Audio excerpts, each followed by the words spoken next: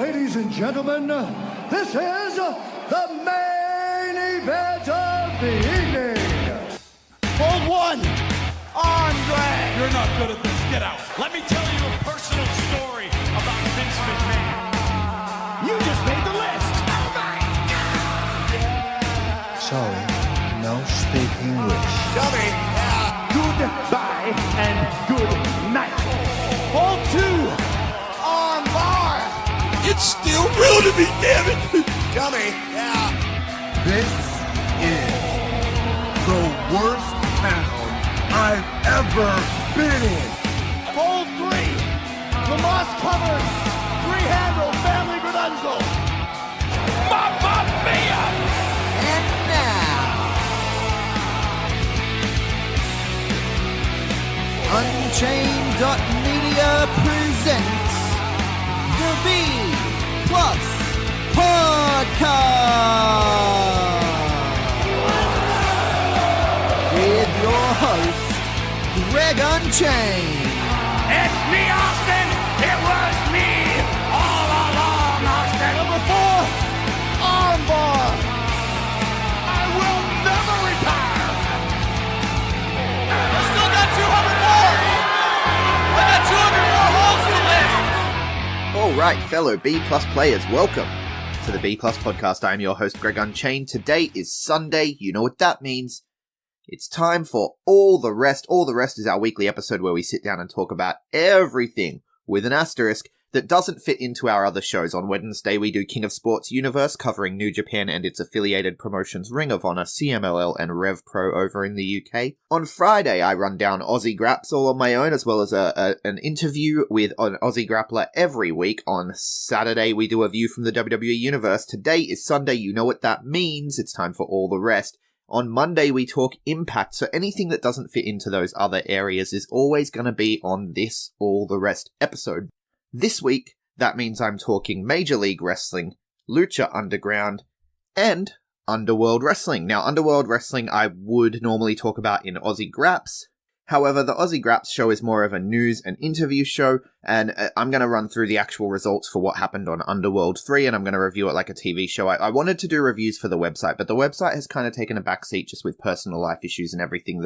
The podcast needs to take priority. And so I figured I haven't spoken about Underworld 1 or 2 on the podcast, so why not just pick things up with Underworld 3 and sort of run down what I thought of the show. And then, of course, I will be covering the major headlines for the week that haven't popped up anywhere else as of yet. We tend to talk about headlines in a few different places, so, you know, we make sure we cover all the bases. Now let's start with MLW Fusion. MLW Fusion this week was a pretty light episode. We had Brian Pillman Jr. defeat Vandal Ortegon in his debut for Major League Wrestling. It was a good enough debut. There wasn't anything too special about it. It was mostly a jobber match, so it is what it is. Jimmy Yuta defeats El Hijo de la Park in a decent little match. Slightly longer than the Brian Pillman match, but, you know, you want it to be more competitive when you've got Jimmy Yuta and El Hijo de la Park. I thought El Hijo de la Park would win this one since he's building into a title match with the Lucha Brothers. With his dad against the Lucha Brothers for the tag team titles, but Jimmy Yuta picks up a victory. Then we cut to an earlier today type situation where we see Tom Lawler waiting to do an interview with Busted Open Radio. Shane Strickland is supposed to be there as well, but he gets the news that Shane Strickland isn't showing up, and Tom Lawler is not surprised at all. Cuts a little promo about, you know, Shane Strickland having more important things to do. Then we get a Jimmy Havoc promo about the Spin the Wheel, Make the Deal match coming up in a few weeks against Sami Callihan. He says that, you know, the last time we saw Sami Callihan, he was running away from Jimmy Havoc, and come New York, come the Spin the Wheel, Make the Deal match, Sami Callihan will still be running away from Jimmy Havoc. Then we get a Rich Swann promo saying that Teddy Hart can't keep him down, and if Teddy isn't man enough to fight one-on-one, he always has his partner, ACH, who has his back. Of course, this is coming after, you know, Rich Swann suffered a concussion at the Battle Riot show at the hands of Teddy Hart. So Teddy Hart then cuts a promo during the Hart Foundation's entrance. Basically, he's just saying he's going to beat Rich Swann.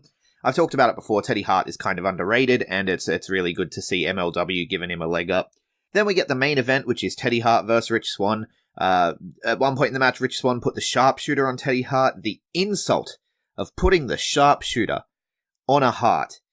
He ends up getting to the ropes, though, and then Davey Boy distracts the referee, which allows Teddy to get the low blow on the top rope, and then a Canadian Destroyer from the top and a lung blower for the win. So Teddy Hart gets a big win there over Rich Swann. This was a good match.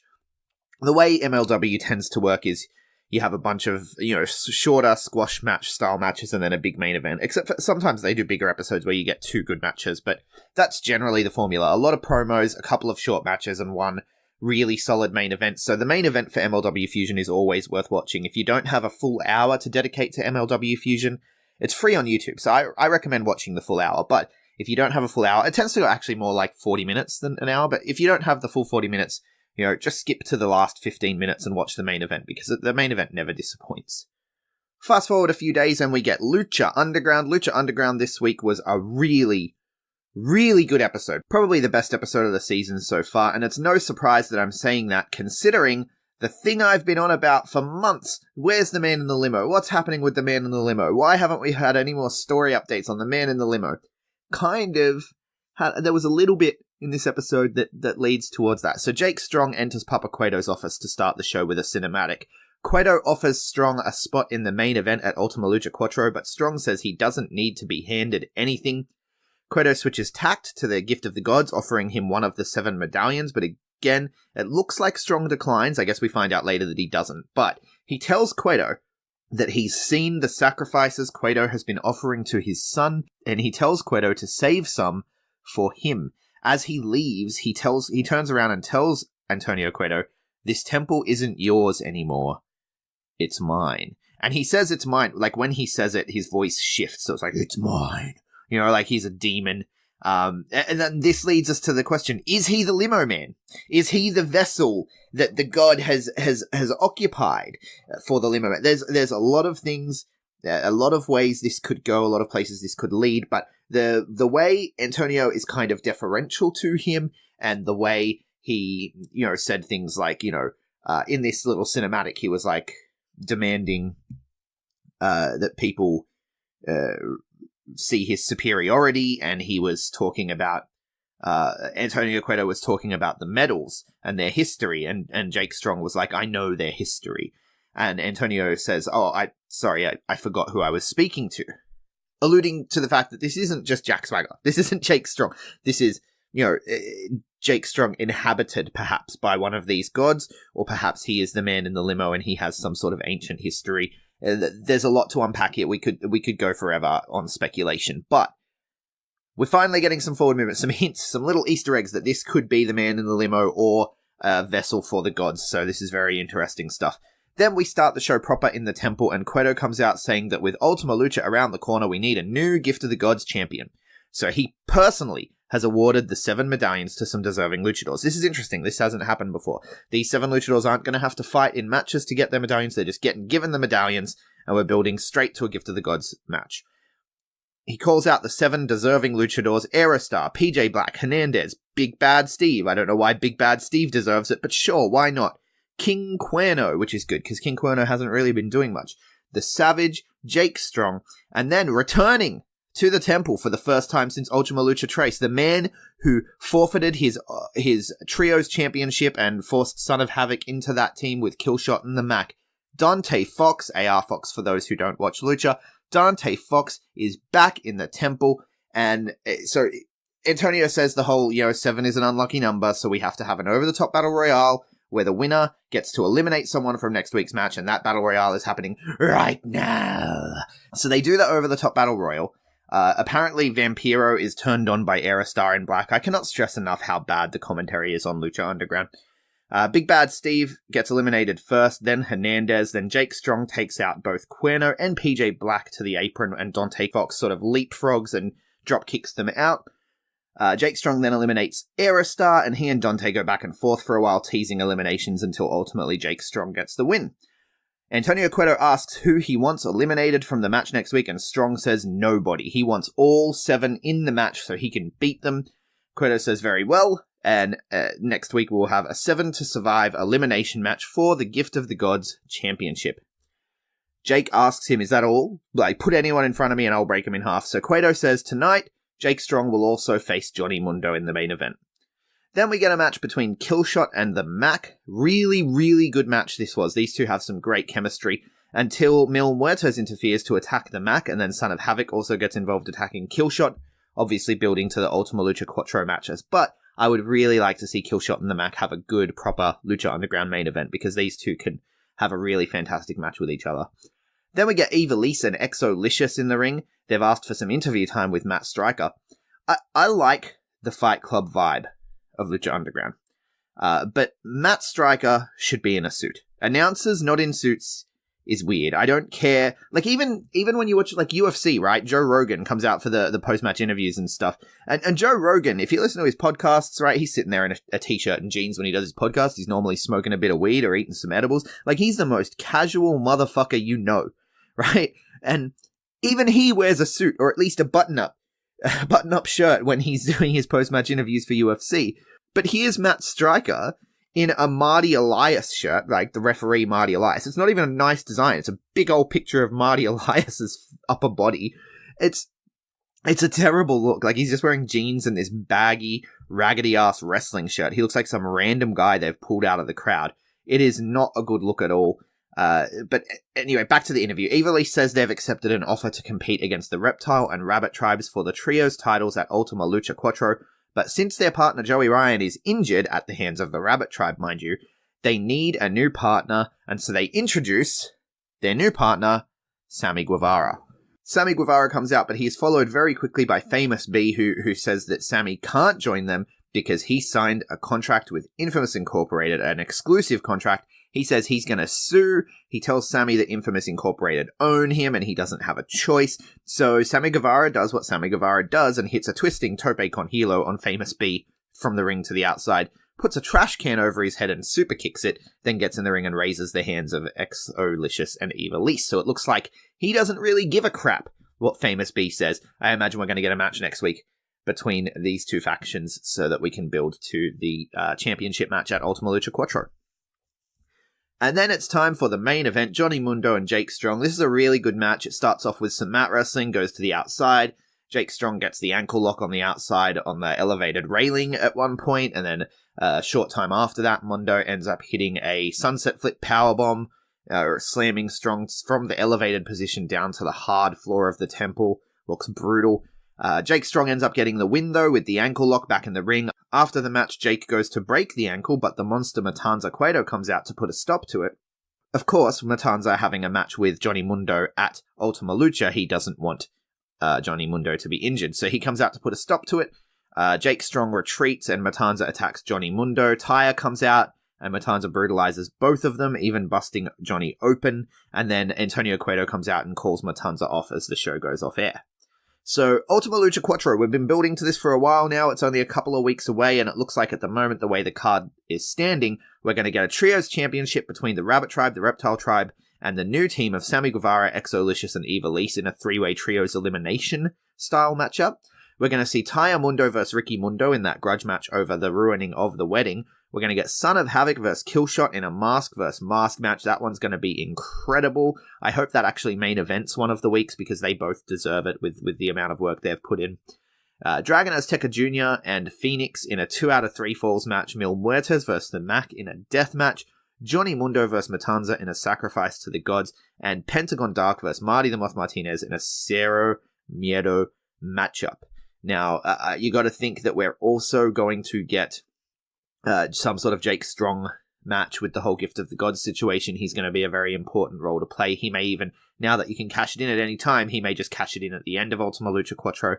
So we'll probably see, something like Pentagon Dark winning back his title from Marty the Moth only to lose it immediately on a cash-in of the Gift of the Gods from Jake Strong. I can definitely see something like that happening. Ultima Lucha Quattro, it'll be interesting to see if it's 3 or 4 weeks this time around. You could definitely, with those matches, have it go for 4 weeks. And have the main events, of course, be the Son of Havoc and Killshot match on week 1, have Mil Muertes and the Mac on week 2, and then the title match on week 3. I think that's a good, you could probably do 3 weeks, but you could probably stretch it out to 4 if you're going to give the matches more time. But that does it for Lucha Underground this week. Really, really good episode. Highly recommend seeking out Lucha Underground for watching this week if you need help finding it, because it's not the easiest thing to find for us fans here in Australia. You can always message us on the show page, and I will, I'll let you know, where you can go to find an episode of Lucha Underground. Now, before we go, normally I would jump straight into the news here, but I've been watching some other stuff this week on catch up, and while I was sick, Underworld Wrestling 3 dropped on the Pivot Share, which is fantastic. As one of the Kickstarter backers, I got the email. They were like, log into the Pivot Share. The Pivot Share, for those who didn't back the Kickstarter, is only $6.66 a month. Well worth it. You're getting a show a month at this stage. Their next lot of tapings is in November, so there should be another show towards the end of November, beginning of December, I imagine. But this month's episode, Underworld 3, is really an Underworld Wrestling finding its feet. It's a matter of Underworld Wrestling being this crazy, wild vision that these guys had, and they put it up on Kickstarter, and they got the backing, and then they sort of dove head first into, Underworld 1 was its own thing, and then they taped it, and then Underworld 2, they ended up splitting it into, the Underworld 2 live taping, they ended up splitting into two things, Underworld 2 and Underworld 3, and now what they're doing is they're just calling their live events, instead of numbering the live events, they're just calling them Underworld Live, and they're taping a few different episodes for editing down and putting onto the Pivot Share service and ultimately Amazon Prime, where you can also watch Underworld Wrestling. I think that now that they're doing that, now that they're doing the split shows and finding that new format, I think it's going to work really, really well for them. This episode I felt like last episode, number 2, episode 1 was a really fantastic start, but you could tell there were going to be growing pains. Episode 2 was really good action-wise, and the only problem was they kind of decided last minute to split it into 2, so the pacing wasn't quite right, and they didn't have a lot of story elements in episode 2, which bummed me out a little, because I was like, I'm really keen to see, Lord Mark Williamson's responses to the fact that the end of all things didn't happen after episode 1, and so now he has to run this wrestling promotion. He's kind of stuck doing that, and we got all of that in episode 3 in spades. We got it and more. The action in episode 3 was even better as well. Not to take anything away from episode 2, because the main event from episode 2 with Jackson Kelly... Not to take anything away from episode 2. Episode 2 was a fantastic episode as well, but with Pitbull and Jackson Kelly and that whole thing with the title.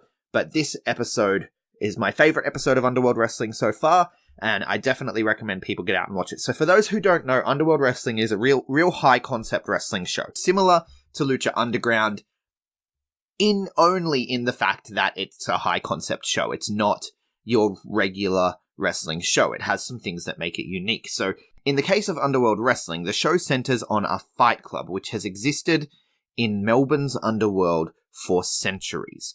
A long and dark history of powerful people keeping this hidden fight club secret for themselves as their little, blood sport to tickle their fancy. Because they love violence, and the depravity and violence of a fight club, it kind of gets them off because they're rich and powerful people. So they keep it secret. But Lord Mark Williamson and what seems to be a cult, I suppose, the Claw, have taken over Underworld Wrestling from the inside, and they've gone public with it and started to treat it like a wrestling promotion in a way.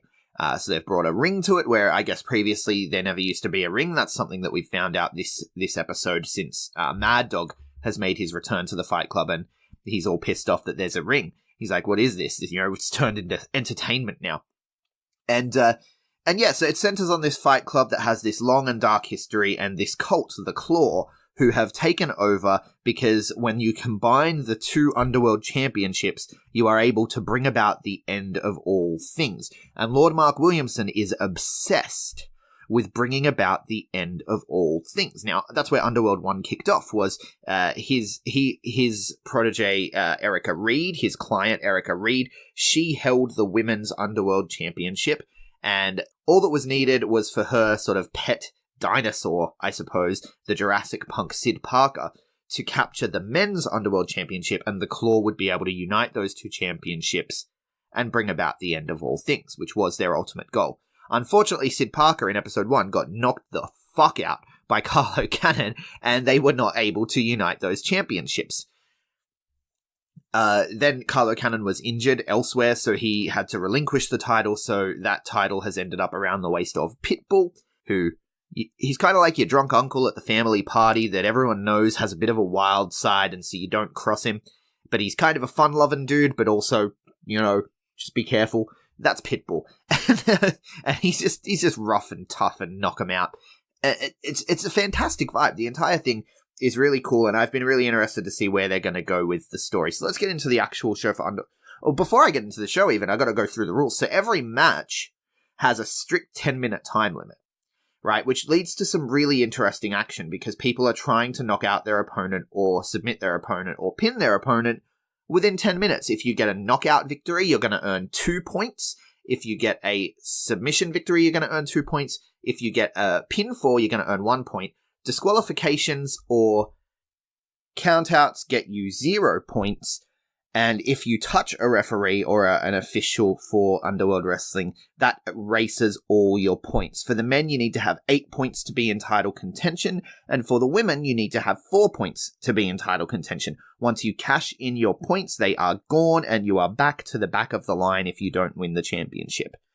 It's a really, really cool system. And putting that 10-minute time limit on all matches, it really puts the pressure on, and you see these guys just trying to knock each other out hard and fast. It adds a whole new element to professional wrestling. And what happens is once that 10-minute time limit expires, the floodgates, which are the entryway, unlock and open. And when those floodgates open, anyone from out the back can come into the match and try to claim those points, so it will become a triple threat. So say we make it to 10 minutes, the floodgates open, another competitor runs down, the referee lets them into the match. They're fresh, and the other 2 competitors have been fighting for 10 minutes, so they really want to try to get the match over and done with before it hits that 10-minute mark, or else they're going to have to contend with someone completely fresh that's going to add to that match. This means that potentially you could end up with one episode which goes for about an hour. You could end up with one episode being just one match where the floodgates keep opening. At least as far as I understand it, every 10 minutes the floodgates open. So you could end up with a 6-man match with people just refusing to say die. It's kind of insane. And there's a little bit of a story in this episode with someone who sort of, goes against the grain with the whole trying to get the match done and dusted within the 10 minutes. So let's have a look at this month's episode. So it starts with Justine Collar, who is sort of one of the people who is helping set up Underworld Wrestling, and she checks on JXT as he's setting up his merch table, and he cuts a promo about being happy that the wrestling company finally did the right thing, because he has a bit of a history now with Underworld, where on episode 1, they hadn't given him a correct run sheet, they sent him to the wrong locker room, he kind of got screwed around a little bit, right? So he's not in a good mood with this promotion. He's like, I just want them to do the right thing by me, I don't have anywhere to sell my merch, what the hell's going on? And they finally did, they've set him up a merch table, and then he cuts a little promo about how he's glad they've finally done the right thing, but then they've given him the biggest, most powerful guy in the company, Guac, to face off against, and he says he's going to kick his fucking head off. It was a good little promo. Unfortunately, he does not successfully kick Guac's head off. So Guac, also known as Jean Juan, defeats JXT, but JXT has his foot under the ropes, and after the match he complains to the ref and to the announcer, and then we get a taped promo edited into the show. We get a promo with JXT asking how many times Underworld are going to fuck him. He gets told the wrong time, he can't sell merch, he gets to the wrong locker room, he says that it's fine, because he's like water, and he can adapt and take any shape. So he's learning from these experiences, and he's going to come back stronger. JXT's like the ultimate babyface here, it's fantastic. Then we get a Lord Mark Williamson promo about how he took over Underworld so he could destroy the world, but he was betrayed. You see, because Jurassic Punk Sid Parker refuses to listen to orders. So he was betrayed, and he says you can have the best laid plans, but if you don't have a good team behind you, it's just pissing in the wind. And that's what he did. He pissed in the wind, and he's not happy about it. Then we get a little cutscene with Mad Dog looking for Carlo Cannon. We see Justine again. So Mad Dog's looking for Carlo Cannon, but Justine tells him he's not here. She tries to shake his hand. She's all excited, like, "Oh, Mad Dog, hi, nice to meet you." and he just shoots her down. That's not happening. He asks who's running the place, and she says, this was the line of the night. "Do you know Lord Mark Williamson?" "Do I know Lord Mark Williamson?" "Yeah, I know Lord Mark Williamson. He's a fuckwit." "Yeah, he is." I just laughed so hard at Justine's delivery of that. "Yeah, he is. Like, he's my boss, but he's absolutely a fuckwit." I thought it was fantastic. She tells him Mark is probably up by the ring. Mad Dog gets all confused. He's like, "A ring? I thought this was a fucking fight club. What do you mean the ring? Is this entertainment now?" who's Mark Williamson running with now anyway? And she tells him that Mark is with Gino Gambino. And he's like, oh, fucking of course he is. That's just what I need. And he walks away. It should be noted that Underworld Wrestling is not family friendly. It is an R-rated promotion. There is lots of violence, lots of blood. It celebrates all the darker aspects of wrestling. There's lots of foul language as well. So when I say lots of foul language, it's still like it's tasteful enough, but it's not like every second word, everyone, the announcers, all that sort of stuff. The announcers are quite professional. Andy Coyne and Muhammad Ali Fayez do a really good job. It sounds very global. You have a UK, you have a British accent, you have an American accent on an Australian product with all the Aussie wrestlers. It's really entertaining. But so when I say there's a lot of swearing, it's just more compared to most wrestling promotions, but it's still within the realm of like, you're never listening to it going, oh, this is going a bit far, isn't it? It's really well done. And then we get a match between Mad Dog and Paddy O'Neill. This is the first time I've ever seen Paddy O'Neill. I've seen Mad Dog work quite a bit, and I've seen him live as well. Mad Dog, I really enjoy Mad Dog's work, but this was my first time seeing Paddy O'Neill that I can think of, unless he works under a different name and I just didn't realize it's him. But he did well enough. The job here was to make Mad Dog look good. Mad Dog gets the win by submission with a chokehold, and he did the job. He made Mad Dog look good. It was a really good match. Paddy O'Neill cuts a promo, says that he'll be champion. It may take him more fights. He's got the accent and everything. I'm not going to try to do it. It may take him more fights, but he'll fight anyone. And he says Mad Dog was good, but he was sneaky. He's not sure if he's a dog or a mouse. And he's going to call him Squeaks, which I thought was fun. Don't let Mad Dog hear you calling him Squeaks, because I don't think he'll like that. Then Mad Dog cuts a promo about taking Underworld back to its roots. No more entertainment bullshit. We want fights. He says Lord Mark can change as much as he wants, but Mad Dog will always bring it back to being a fight club. And then we see Lord Mark Williamson backstage talking to Benny English, who is the manager of Mitch Waterman. Gino Gambino approaches, and he's very angry because he wanted a title shot. And Mark tells him he's trying to make it easy for him, but there are rules. There are rules. He can't just give him a title shot. He needs the points. Gino pulls out a cigar cutter and puts Lord Mark Williamson's finger in the cigar cutter. This freaks Mark out, and he tells Benny to get Waterman to open the gate. Get Waterman to open the gate and get him more points. So Mitch Waterman had a deal. Benny English has a deal with Lord Mark Williamson, and Mitch Waterman's whole gimmick is he goes the distance. And so when they need someone to open the floodgates so that someone else can get points, Lord Mark will call on Benny English, who will, put a little bit of extra money under the table for Mitch Waterman to try to get him to go the distance instead of getting him to win the match. Goes against everything that the Fight Club should stand for, but it's a really, really interesting story. It's so good to see the way they take this rule that they've put on themselves and then they subvert that with this character whose whole role is to try to last that time limit to help other people get points because he just wants the money. It's a really, really interesting gimmick, and it's a really, really cool story and really cool subversion of their own rules, which is already subverting the pro wrestling norm.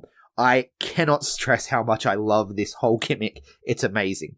So we get Slickback Cash and Mitch Waterman next with Benny English at ringside. He tells Waterman that he needs him to last the 10 minutes and open the gates.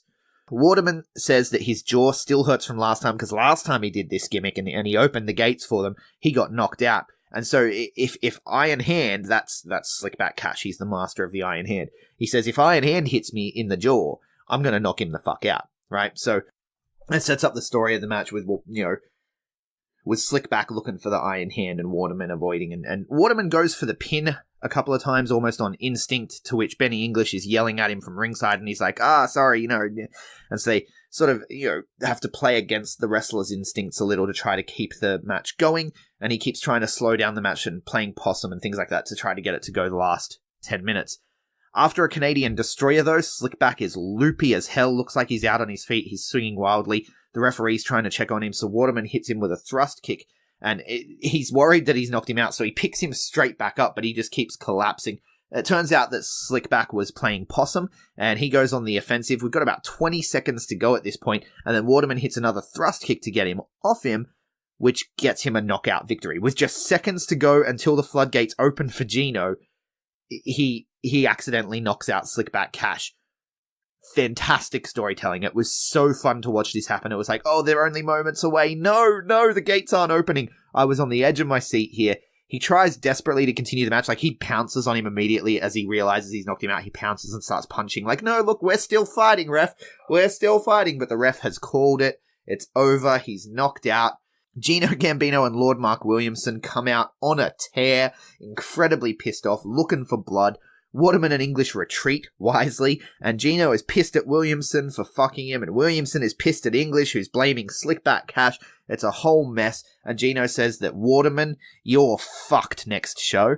So it's on. Next show, we're going to get Gino Gambino and Mitch Waterman, and I don't think Mitch Waterman's going to try to go the distance against Gino Gambino. He's going to look to knock him out quick and try to get that victory so he can get away, because he does not want to suffer the wrath of Gino Gambino. This match has been built fantastically, and this is what I say when I say episode 3 feels like it's really found its feet. The stories they're telling are brilliant, and it's making me look forward to more and more Underworld wrestling. There's some stiff competition in Australian wrestling this year, but Underworld wrestling has to be right up there with some of the absolute best that this country is putting out. So I'm very excited for the next one. Promotional consideration paid for by the following. Sorry to interrupt the podcast, B+ players, but I just need to take a second to tell you about Threadbox. Threadbox is a subscription service for men that makes looking good easier than ever before. Just fill out a few questions to start building your style profile, and from there you will be paired with a stylist who will send you new threads once a month, so you don't have to worry about checking the stores and finding new clothes. It's like having a personal shopper and stylist at your fingertips, and you just sit back, relax, wait for your awesome new gear to arrive in the mail. They sent me a box this month. I got a new pair of jeans. I got 2 shirts. You can check out the unboxing video on the Facebook page. And the best part about it is you can get in touch with your stylist by email at any time. So if you need new singlets, if you need new long sleeves, if you need new shoes, if there's something specific you want, you just let them know what you need and they'll tailor the box to your specific requests. It's a completely personalized service available on any budget. You'll always get way more value than you pay for because Threadbox work with all the best brands. Boxes start from just $40, and if you use our code, the B+15 at checkout today, you're going to get 15% off your first box. So what are you waiting for, man? Like, if you want to look better with less effort, head to threadbox.com.au and use the code the B+15 to get your box today. But we're not done. We're not done. So then we get a brief little look backstage at Slickback Cash, who's slumped against some doors, trying to recover.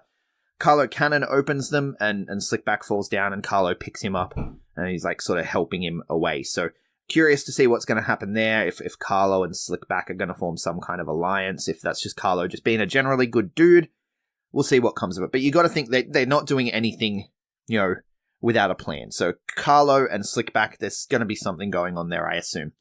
Then we get a video of Erica Reed performing some kind of witchy ceremony interspersed with clips of Vixen telling her to prepare to die. So Vixen has 4 points. Vixen's going to challenge for Erica Reed's Underworld Championship.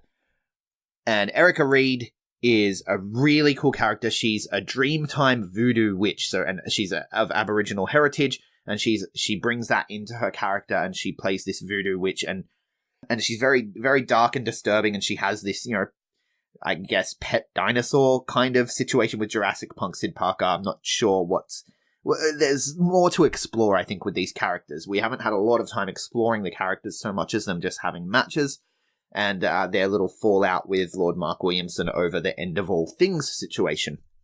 The way the women are booked in Underworld Wrestling, too, is amazing. They're not doing intergender stuff because they're presenting as like a real fight club. They have still separated the genders, but it's very much a separate but equal. It's probably one of the best treatments of women's wrestling I've ever seen, to be honest with you. I mean, this is the main event. We're going to get Vixen versus Erica Reed in a hardcore match for the main event. All championship matches are no disqualification, and they go for 15 minutes instead of the usual 10. The floodgates are locked, and if at the end of 15 minutes there is no winner, the champion retains. So it's really cool to see this is a main event with the women. It main evented the live show as well.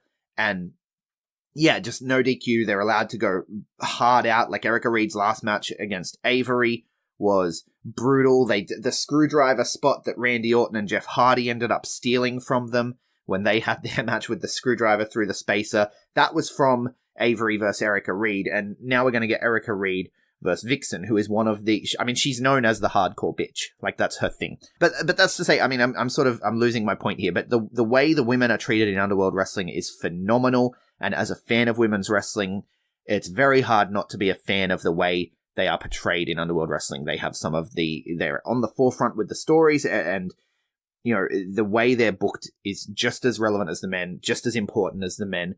There's no distinction other than the fact that there's a distinction, if that makes sense. It's fantastic. The main event, of course, as I mentioned, the main event is Vixen and Erica Reed for the Underworld Championship. Ultimately, it's a brutal match with Vixen getting busted open. Erica Reed just repeatedly stabbing Vixen with a fork throughout the match. It's absolutely brutal. She even licks the blood off her arm, which is not sanitary. That is not recommended in OH&S practices, I'm sure. But yeah, just stabbing her repeatedly with this fork in the arm, in the head, scratching her with this fork, just busting her open, blood everywhere. It was absolutely brutal. It was a really fun brawl. It was a very, you know, throwback to like 90s hardcore, like some of the stuff you'd see in ECW when it was groundbreaking, you know.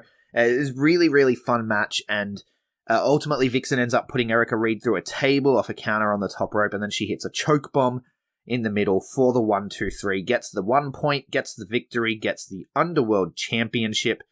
Vixen is the new Underworld Champion.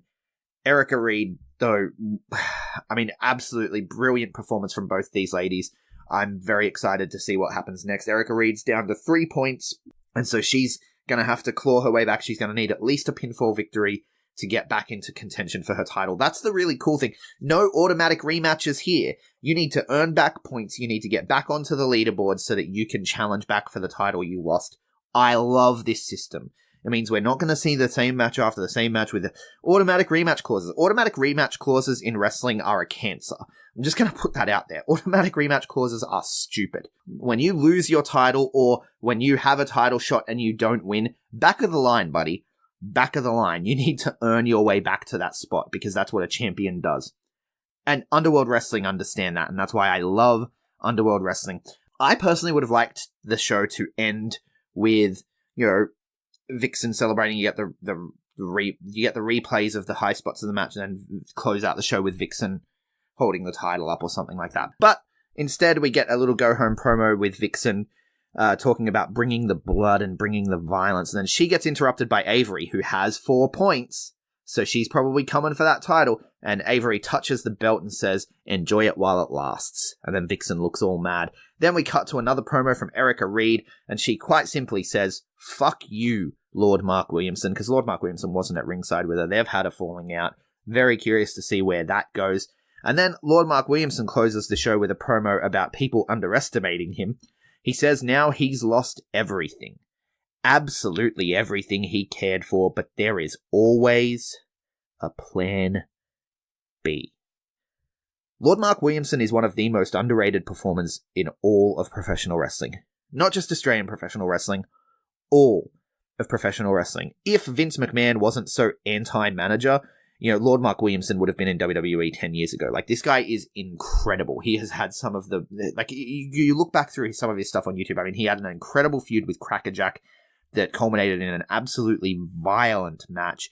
He has been one of the best promo guys in Australia for years on years on years. Everything Lord Mark Williamson does as a performer is highly entertaining. He is a fantastic talent, and it's an absolute crime that he is not everywhere in the world. But now that, you know, he's center, he's front and center on Underworld Wrestling. This is his baby, right? He's the leader of the Claw, and that's on Amazon Prime. People are watching it all around the world. It's on Pivot Share. The wrestling world is getting smaller, as we know. I really hope that if he's open to it, that other promotions start bringing Lord Mark Williamson in as a manager, because he's up there with the best of them. I cannot stress that enough. Lord Mark Williamson deserves everything that's coming his way. But then after this, so that could have closed the show and it would have made me happy too. But then we get a weird little post-credits thing. And I would have liked this to be earlier in the show. But it's Justine congratulating some kid. It's got some kid rolling around the ring. And it has, down in the corner, it says, "So you want to be a wrestler, Australia." So You Think You Can Wrestle Australia. And he's rolling around the ring, and then Justine congratulates him on winning So You Think You Can Wrestle Australia. And he gets very excited. He's like, Mum and Dad, we did it. I'm going to be a wrestler. And so he's going to have his first match at the next Underworld show, I suppose. Now, I'm not sure who this Mikey Kid is. And like, you know, he looks fine. But it was just weird ending the show with that after Lord Mark Williamson, you know, saying there's always a plan B. And you're like, okay, this is exciting. And then all of a sudden we get this like cheesy little, you know, So You Think You Can Wrestle Australia. I hope that this leads to a spin-off. If they were to do like little 10-minute spin-offs of So You Think You Can Wrestle, where they have, you know, rookies trying out and doing some things and put those up on YouTube or something, it would be highly entertaining. I would love that. That would be amazing. So You Think You Can Wrestle Australia? Sign me up. Like, I think I can wrestle. Let's do it. Absolutely. This is fantastic. I hope it becomes that. I hope it's not just this one thing. I hope that they do a season 2, you know, and then it's like, wait, where was season 1? Oh, well, this Mikey Kid won season 1, but we never saw it because Underworld was still underground, you know. I think it's really cool, and I'm very excited for episode 4. That's Underworld Wrestling 3. Get on the pivot share. Check it out. It's fantastic. This All The Rest episode is going way too long because I wanted to talk about Underworld 3 because it was the best show I watched this week, hands down, bar none. It goes for just over an hour. You definitely need to get on Pivot Share. It's only $6.66 a month, and you can watch Underworld Wrestling 3. Don't sleep on Underworld Wrestling. If you're an Amazon Prime member and you want to wait for it to come on Amazon Prime and watch the version that goes up there, I mean, look, that's your prerogative. You can watch the version that goes on Amazon Prime, but if you want it in all its uncensored, uncut glory, the violence, the depravity, the foulness of what Underworld Wrestling really is, you need to be on Pivot Share. I mean, with Lord Mark Williamson in charge, you'd think he'd be asking for your firstborn and a portion of your soul, but all he asks is $6.66 a month. It's a pittance. It's a pittance for the entertainment value that you're getting out of Underworld Wrestling 3. And that does it for All The Rest in TV this week. Now let's take a look at all the rest of the wrestling news. Top of the news headlines this week, and it's, once again, we've talked about this a lot. Saudi Arabia, crown jewel, goes without saying if you listen to all of our shows, you know this. Fuck Saudi Arabia. When I say that, I am not talking about the Saudi Arabian people, per se. I am not talking about the place, which contains a number of holy sites and relics to the faith of Islam. I am talking about the nation state itself. I'm not a fan of nation states in general, and Saudi Arabia is one of the worst when it comes to freedom. I'm a big freedom guy. So fuck Saudi Arabia. I will not apologize for that. If you don't like it, tune out. That's fine. At the end of the day, I'm being very clear with what I'm saying. Fuck Saudi Arabia, the nation state. It's disgusting. Everything they do is disgusting, and this whole thing disgusts me. WWE being in business with them, that's a tricky issue. I understand the business side of things. I understand they're wanting to push for change, and I do believe that the only way to change things is from the ground up, and what they are doing by introducing... You know, I mean, when they went there last time, they even, you know, played that Carmella clip to get that cheer from the crowd, right? I don't think they did that by accident. I don't think anyone there is that stupid. I think they knew exactly what they were doing. They're gauging the reaction of the people on the ground because what they want to do is they want to push for change and they want the Saudi Arabian culture to change. I truly believe that. I don't think that WWE are just these evil corporate, you know, gimme money. I mean, that's part of it. Of course, they need to look after their shareholders. But I do believe when they say they want to push for change and they want to, they like to put smiles on faces, right? Like, that's a real fucking thing. They really do want to do that. And a lot of these people genuinely, you know, Titus O'Neil, John Cena strikes me as someone who really actually genuinely likes to put smiles on faces. You know, it's a real thing. And, you know, these people in Saudi Arabia are oppressed people quite often, you know? I mean, I doubt anyone who can afford in Saudi Arabia to go to a WWE show is, I mean, I don't know. I don't know the intricacies. But what I'm saying, though, is I can see the good that they could do.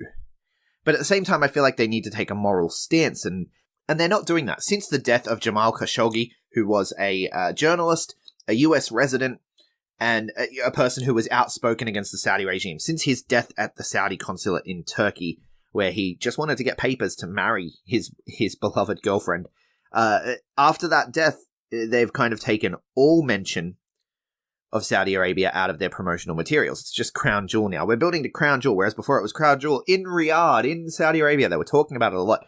After this story broke, they stopped talking about Saudi Arabia, which is, it's pretty weak. Like, don't wait for someone to tell you to stop, man. Just stop. Just do the right thing, morally speaking. I understand the difficult position they're in because it would be reneging on a contract, which is an immoral thing to do. You know, you have a contract with a person, you honor the contract. So I understand the difficult position they're in. The latest, though, what I wanted to talk about here was WWE have postponed the on-sale date for tickets to Crown Jewel. So as you're listening to this, the tickets were supposed to go on sale yesterday for the Saudi people to purchase, you know, their tickets to go to the event. But they've been pushed back to the actual date of the show. The show is on November 2, and now the on-sale date for the tickets is November 2. This comes at the exact same time as the Saudi government acknowledging the death of Jamal Khashoggi and saying, yes, he died in the Saudi consulate. They're not admitting to the torture and interrogation aspect. They're just saying, you know, 15 men went to see him and things went south because apparently they tried to get him to go back to Saudi Arabia. And according to the Saudi government, things went south and he died. They're not revealing any more than that. I mean, look, it is what it is. It's hard to believe a state-owned TV station when they're reporting on it, but it's, you know, WWE though, their reaction to this has been to postpone the on-sale date. So I'm thinking WWE are very close to pulling out. I hope that's the case. We've been on the hashtag fuck Saudi Arabia, hashtag cancel Crown Jewel, hashtag no Saudi WWE for a while now, and we're going to stay on that because we truly believe that despite the good that could be done, WWE need to take a moral stance here in freedom of speech issue. It's become a freedom of speech issue, right? We already knew that the Saudi government were anti-freedom of speech, but to have this huge thing in the news, I mean, the American government may have to retaliate because it's all politics, it's all stupid, it's all pathetic. I hate all of it. I'd really much rather not have to be talking about this, but we hope that WWE do pull out here at the B+. While we do see the good that could be done, I think that at the moment, all the bad really outweighs it, and you need to reevaluate your willingness to deal with the Saudi government as long as they're continuing to act in the way they are. Moving on, WWE Network sent out a fan survey which actually mentioned the possibility of a $15 premium tier, which includes ICW and Progress, current and archived footage. That's fantastic. I've said before, I'm happy with $15 or even $20 at a top level, but anything above that, which we'd seen rumors about them going up to as much as $50, that's ridiculous. Unless you're going to include like a, you know, pro wrestling crate, right? If it was $40 a month and you get the network and you get a pro wrestling crate type subscription service with a shirt a month or something like that, that'd actually probably be pretty badass as long as they did good shirts. But, you know, $15 for a premium tier with ICW and Progress, that's a fantastic idea. I'm sure, like, a lot of people will go with that. I mean, because now that way I can get rid of my Demand Progress subscription, you know, so I'm saving a bit of money there anyway. And they're also throwing in a bunch of other things like free shipping on WWE Shop, entry into sweepstakes, and other stuff like that. So this could be a pretty good move for WWE Network. I'm looking forward to see how it plays out. They also included in the survey a question of what other promotions would you like to see here, and it included everyone. It included Lucha Underground, it included MLW, it included Impact. So, you know, there's possibility there of more promotions making their way onto the WWE Network, which I am all for. Having one central location for wrestling is a good idea. I know a lot of people don't like monopolies, but in my opinion, if you have a monopoly, it's because you're offering the best service. And if WWE can bring other people's content onto their platform, I mean, the network has the best interface. It really does.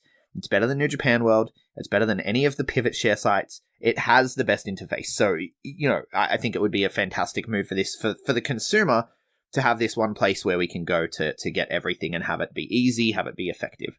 I like that idea. WWE also announced this week there will be a Road to Evolution special airing on the USA Network. These kinds of specials where they take a look back at things and you know, dive into the story of behind the scenes in the event. These things are always really good when WWE do them.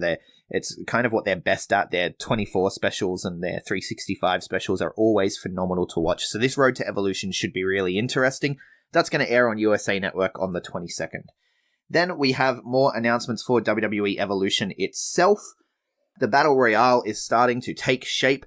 Added to the match now are Molly Holly, Ivory, Alundra Blaze, Kelly, Michelle McCool, and Maria Kanellis. They join the already announced Asuka, Naomi, Carmella, Nia Jax, Ember Moon, Alicia Fox, Dana Brooke, Lana, the Iconics, Mandy Rose, Sonya Deville, Tamina, and Tori Wilson. So there's a lot of legends in there, a lot of current talent as well. You got to hope a current talent wins it, but we don't even know what the prize is or if it's going to matter at all. I think they mentioned it being a number one contendership spot. If that's the case, it better be a current talent that wins it. But you never know. You never know with WWE.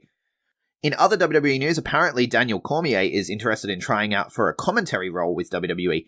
At a presser for his Derek Lewis fight in New York, he mentioned that he had to, because of this fight, he had to push back his WWE commentary audition. But after this fight, there might be some DC and WWE shit coming, which is very interesting. He's going to head to Orlando and try out to be a part of the commentary team.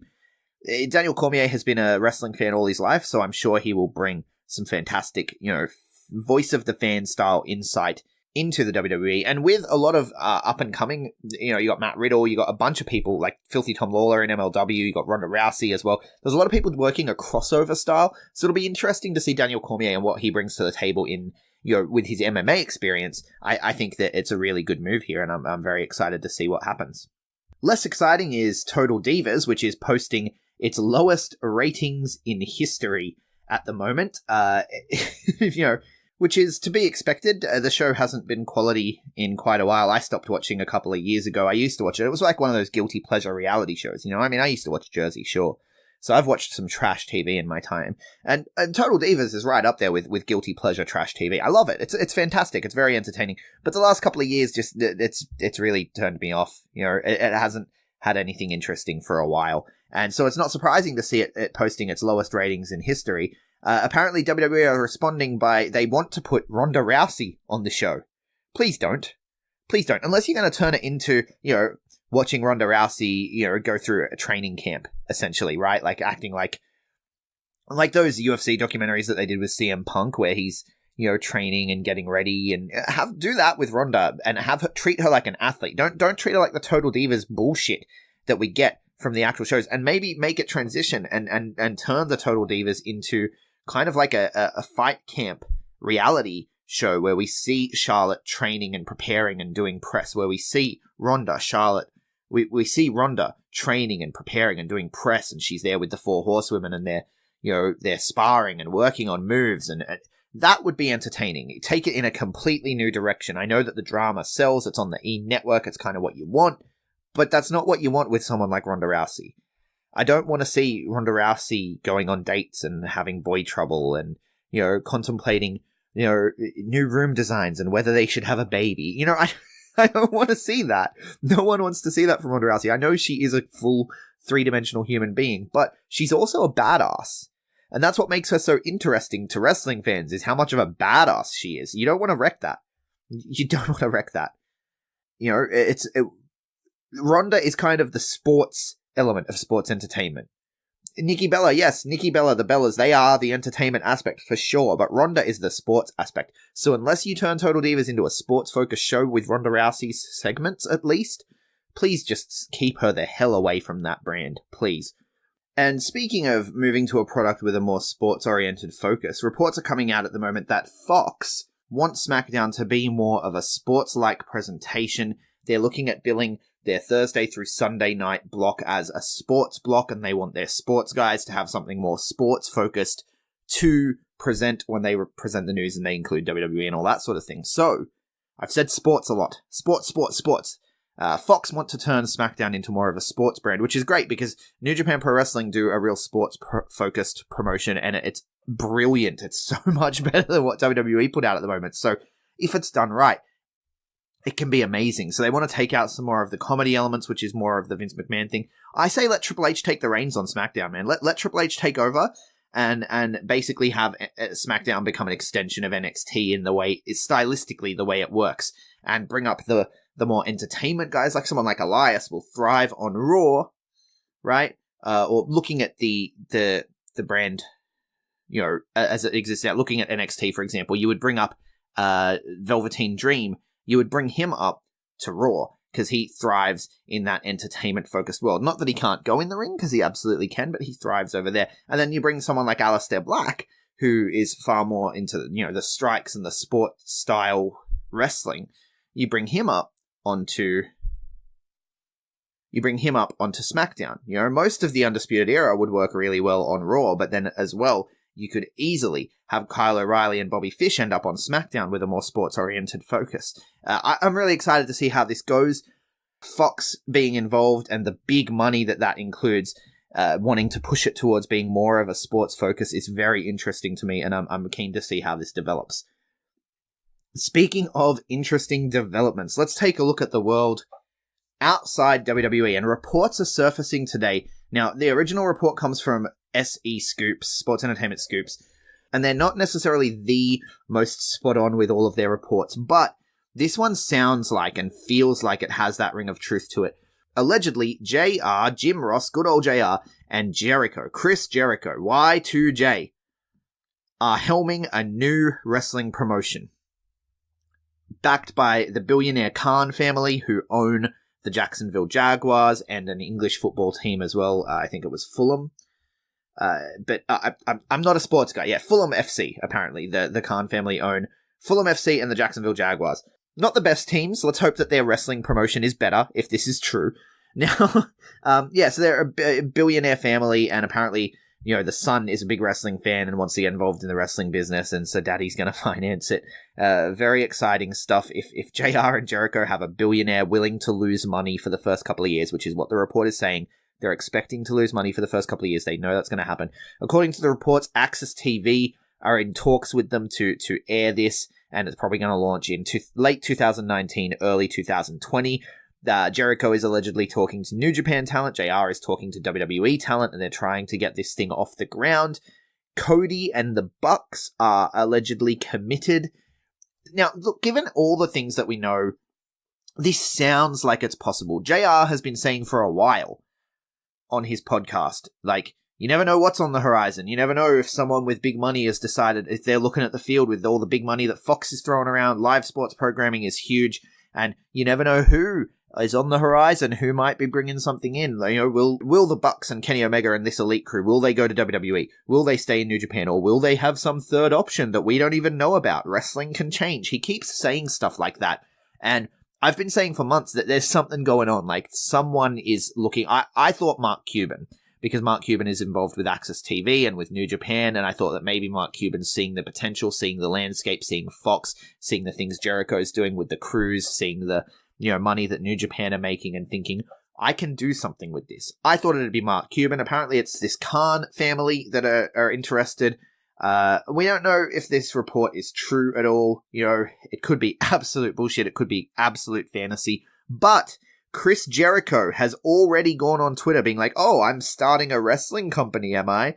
I'm also starting a new, clothing line, and I'm starting a new cologne or something. I know, he was being real sarcastic. Like, this is the first I've heard of me starting my own wrestling promotion. And so if Jericho is denying it on Twitter, it's probably true. It's probably true. Jericho is always working.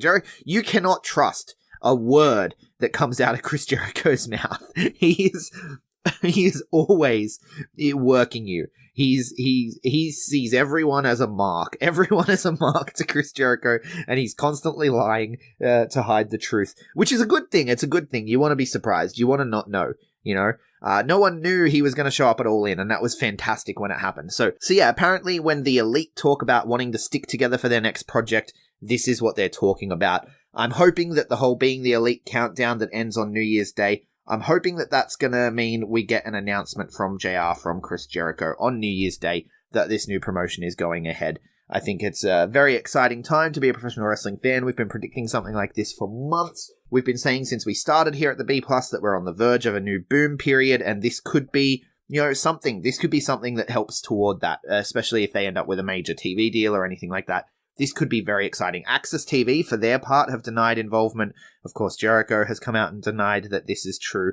So it's one of those things we're just going to have to watch to see what comes of it.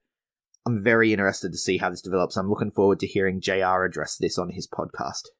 In less awesome news, New Japan Pro Wrestling are going after gift makers on Twitter. Although reports are already surfacing that they may be changing their mind and backing off that, but after the first couple of days of Road to Power struggle, a bunch of gift makers on Twitter, like Mr. Lariato being the main one, have received reports on Twitter and cease and desist type situations where they're being told that they need to stop because this is copyright content. This is a bad move. It's a bad move. I hope that the reports of them changing their mind are true, because essentially the GIF community, the GIF making community and the Twitter community make these things go viral. And, you know, the amount of people who have started paying attention to New Japan Pro Wrestling after seeing GIFs of Ricochet doing his thing in the Best of the Super Juniors, or, you know, just anything like the GIFs of Jericho and Naito with the tables, like these things go viral, and it's free promotion. You know, you're not paying these people anything. Like a place like Underworld Wrestling, who I talked about extensively on my All The Wrest TV segment on this very episode. Go back and listen if you haven't. If you skipped to the news, you missed out. Underworld Wrestling's fantastic. And yeah, Underworld Wrestling, they actively, you know, look for people to make gifts. Like I retweeted a tweet from Justine, who normally makes the gifts for them. She's like, look, I've got a lot of things going on and I haven't had a chance to make Underworld Wrestling 3 gifts. Can someone help me out? And Aussie Wrestling Gifts, who make gifts for PWA, Melbourne City Wrestling, and all the Aussie promotions, he jumped on it straight away and he started making some Underworld 3 gifts. And, you know, promotions need to be looking at this. You need to understand the internet, right? The internet is this thing. You need to be embracing podcasts. You need to be embracing GIF creation. You need to be embracing YouTube, Twitter, all these things that help people keep up, right? That because we're in a new era. Some people keep up entirely with WWE through gifts that people make. You're passing down free promotion when other people are making gifts for you. You should not be looking that gift horse in the mouth. It's a fantastic avenue of promotion, and you should not be shutting that down at all. And I hope New Japan Pro Wrestling come to their senses quickly. Last thing I want to talk about, NWA 70 is around the corner. It's happening this weekend in Nashville, the 70th anniversary of the National Wrestling Alliance. They've unveiled their new national championship belt. It's a really nice red strap with the plate looks like the United States of America. It's got a very old school feel to it, which is fantastic. I love this revival of NWA. The 10 Pounds of Gold series is one of the best things in professional wrestling at the moment. If you're not watching 10 Pounds of Gold on YouTube, you should be. It is very entertaining. And we've got the full card now for NWA 70, which takes place tomorrow morning Australian time on Fight TV. As always, you can sign up for Fight TV in the app if you enter the promo code ZEZ1041. That's going to give you $15 credit to go towards your first pay-per-view purchase. It's also going to throw $10 our way so that we can review more shows for you on the Fight platform. NWA 70 is one I'm really looking forward to. I'll run down the matches quickly. Laredo Kid vs. Barrett Brown. Jax Dane and Crimson with Road Warrior Animal have issued an open challenge for a tag team match. We know that NWA tag team titles are coming soon, so that's very interesting. Tim Storm and Peter Avalon. Tim Storm, of course, a former NWA World Champion. That's going to be a good little match for them to get more eyes, because there's going to be more eyes on this NWA show than ever before. Sammy Guevara versus Colt Cabana versus Scorpio Sky versus Sam Shaw in the first Fatal 4-Way elimination match for the vacant NWA Heavyweight Championship. Then we get Willie Mack versus Jay Bradley versus Mike Perot versus Ricky Starks in the second 4-Way elimination match for the NWA Heavyweight Championship. The winners of those two matches will face off for the NWA National Heavyweight Championship. Then we will see Jazz defend her NWA World Women's Championship against Penelope Ford, and of course, the rematch that everyone's talking about, Cody Rhodes, Nick Aldis, best 2 out of 3 falls. A rematch from All In. That's going to be really fun. It's looking to be a real old school card. I'm very excited for NWA 70 as a fan of old school wrestling. I think it's exciting, and everyone should be tuning into Fight TV. Use that code ZEZ1041, and I'm pretty sure it's going to give you enough credit to actually get this pay-per-view. If not, it definitely gives you enough credit to pick up some of the really cool Joey Janela shows like Spring Break, Lost in New York. I know that I've bought those with credit from a sign-up before, so it's definitely worth your time. You also get Reality of Wrestling for free, Championship Wrestling from Hollywood for free, and Ring of Honor TV, all for free every week. What have you got to lose? Sign up for Fight TV today. That does it for us here at All The Wrest for the B Plus podcast. Thank you so much for tuning in. If you like what we do here, please leave us a comment, leave us a 5-star review. We love to hear from fans. Tweet us. You can find me at Greg Unchained on Twitter, at The Greg Unchained on Instagram. We collectively are the B Plus Wrestle on Twitter because wrestling wouldn't fit. The B Plus Wrestling everywhere else. Like, share, subscribe, hit the 5-star review, and thank you so much for listening. Hold one! Arm drag! You're not doing this. Get out. Let me tell you a personal story about Vince McMahon. You just made the list! Sorry, no speak English. Dummy! Goodbye and good night! Hold two! Arm bar! This is ever been in. It's still real to me, damn it! Coming. Hold 3. The moss-covered, 3-handle family grudungle. Mamma mia!